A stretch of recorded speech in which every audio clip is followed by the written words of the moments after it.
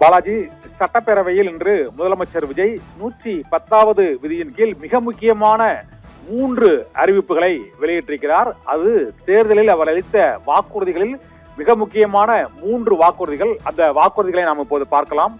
முதலில் அன்னபூர்ணி சூப்பர் 6 திட்டத்தின் கீழ் முதல் கட்டமாக ஆண்டுக்கு 3 சிலிண்டர்கள் இலவசமாக வழங்கப்படும் என்ற அறிவிப்பை இன்று வெளியிட்டிருக்கிறார். இந்த இலவச சிலிண்டர் வழங்கும் திட்டம் பொங்கல் பண்டிகை முதல் செயல்பாட்டுக்கு வரும் என்றும் இன்றைய அறிவிப்பில் அவர் கூறியிருக்கிறார்.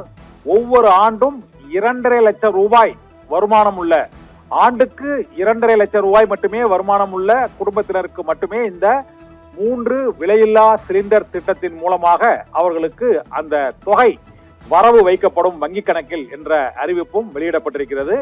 இலவச சிலிண்டர் திட்டத்திற்காக அரசுக்கு ஆண்டுக்கு 4000 கோடி ரூபாய் வரை செலவாகும் என்றும் இன்றைய அறிவிப்பில் தெரிவிக்கப்பட்டிருக்கிறது.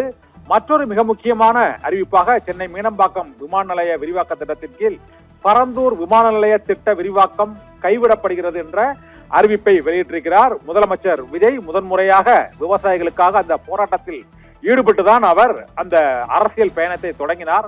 ஆதலால் அந்த பரந்தூர் விமான நிலைய திட்டம் கைவிடப்படுகிறது என்ற அறிவிப்பை வெளியிட்டிருக்கிறார்.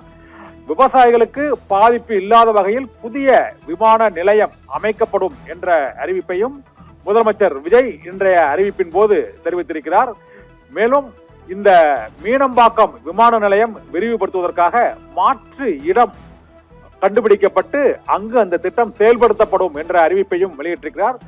அடுத்து மிக முக்கிய அறிவிப்பாக மகளிருக்கு கட்டணமில்லா பேருந்து திட்டம் அக்டோபர் மாதம் 2ஆம் தேதி மகாத்மா காந்தி பிறந்த நாளன்று வெற்றி பயணம் திட்டம் என்ற பெயரில் தொடங்கப்படும் என்றும் முதலமைச்சர் விஜய் அந்த அறிவிப்பை வெளியிட்டிருக்கிறார்.